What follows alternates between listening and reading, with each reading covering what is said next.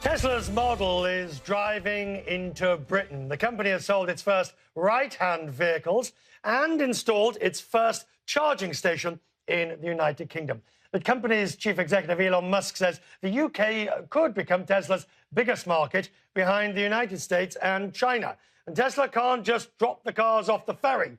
The company must also build out a charging network to make the whole electric car concept viable. There are charging stations, but of course none of the supercharging that really makes these high-performance vehicles worthwhile. You don't want to have to wait and get married and divorced in the time it takes to charge your vehicle. It perhaps is no challenge for Elon Musk. He's disrupted the auto industry, the space industry, the solar industry, and he's even the inspiration for Tony Stark, the billionaire inventor and superhero in the Iron Man films. So this weekend, I was privileged to sit down with Elon Musk and find out where Tesla's expanding next.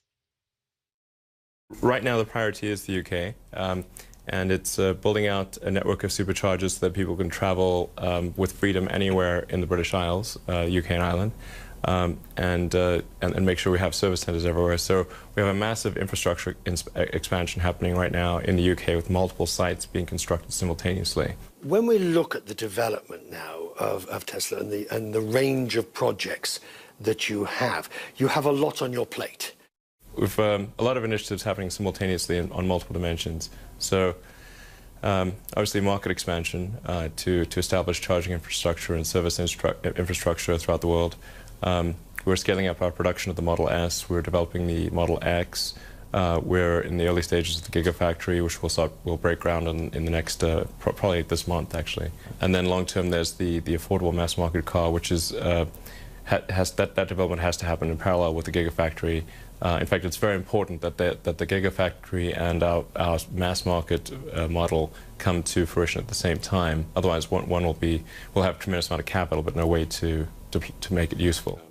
Do you think the market, and I'm not going to ask you where you think your share price should be, because you wouldn't tell me anyway, if you look at this volatility, that often suggests speculation and a lack of understanding of long-term strategy? Yeah, there's a lot of speculation. I mean, necessarily, if you look at, say, our trailing revenues, our market cap makes no sense because our market cap is like 10 times what our revenue was last year. So clearly, the market cap is driven by future expectations, and as soon as anything happens to either enhance or diminish the faith in our future of those future expectations, the stock price takes a massive movement one way or the other, because it's just so leveraged based on where people think we'll end up. When I look at those ventures with which you are involved, right, they all signify a strong element of risk and reward. It's not really the size of it or anything. It's just that I think there's some important things that need to be addressed, some important problems the world faces, and when there doesn't seem to be much happening in that arena, then I've sort of tried to be helpful. So with Tesla, it's about trying to accelerate the advent of sustainable transport. With SolarCity, it's sustainable production of energy, because you need both sides of the coin, obviously. With SpaceX, the goal is to accelerate rocket technology improvements to allow, ultimately, hopefully to allow humanity to become a multi-planet species and establish a base on Mars. And at the same time, all of them have to have an element of commercial reality about them. Well, yeah, it's not really a profit optimization, except that if we run out of money, then we're dead. So, so therefore, we better make more than we spend. But you do enjoy risk? I enjoy a modest amount of risk, but large amounts of risk make me unhappy. Right, so I was unhappy for quite a few years there.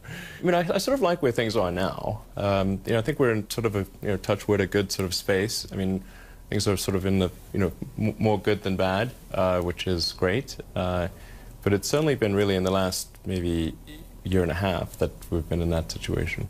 Do you understand, can you understand the Tesla phenomenon? Yes, we're punching way above our weight, yes. But our weight is small. we actually have to make a car that's not a little bit better than the competitors, because if it's only a little bit better, then why would customers bother buying it? It has to be a lot better than any of the existing cars. Will you still be chief executive of Tesla when the Gigafactory opens? Yes. When the X comes online? Definitely. So, no, I'm absolutely committed through volume production of the affordable third-generation car. At that point, I'll have to consider whether it's, me being CEO is still the right thing, and whether it's, and I can sort of stay sane, which is, I think, important, because I think sort of insane CEOs probably don't do the best jobs. No matter what, I would stay involved in Tesla. So even in 4 or 5 years, if I was not the CEO, I would still probably be the chairman and help drive the product and make sure we make great cars.